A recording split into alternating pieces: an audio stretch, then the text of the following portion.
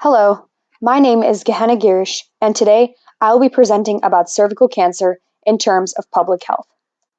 Cervical cancer is a cancer affecting the cervix, an organ in the lower part of the uterus in the female reproductive system.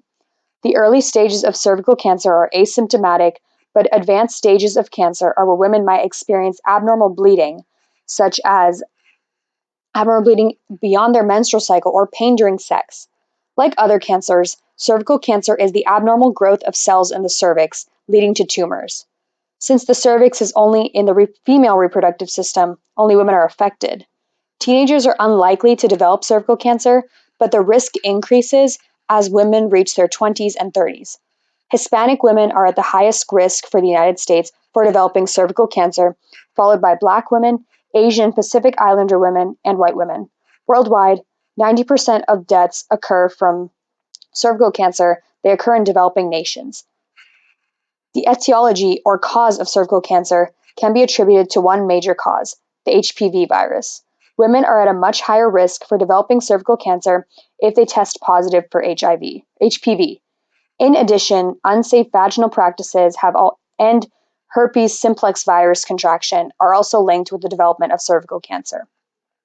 Other risk factors include HPV, having a lower immune system, including having HIV, smoking, age, and socioeconomic factors.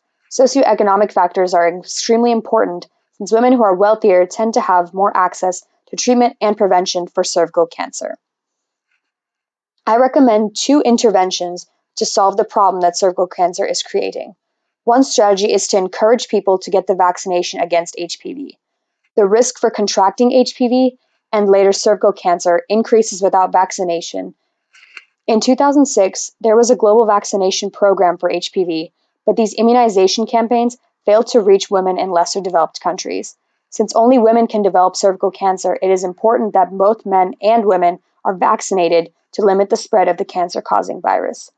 A second strategy is more general. We must increase the access to clinical care for women. Cervical cancer can be easily prevented and caught in its early stages with regular checkups and yearly pap smears, in which a swab is taken of the cervix to test for cancer. Simple gynecological procedures can help prevent and treat cervical cancer. Women who don't have access to these are at a higher risk. There are two successful case studies I would like to focus on in regards to solving the problem of cervical cancer. Since it is very prevalent in sub-Saharan Africa, I included Uganda and Rwanda. In Uganda, a program championed by a global health organization and Ugandan health officials allowed for vaccination programs to include HPV beginning in 2006. Through schools and education, Ugandan girls were vaccinated against HPV.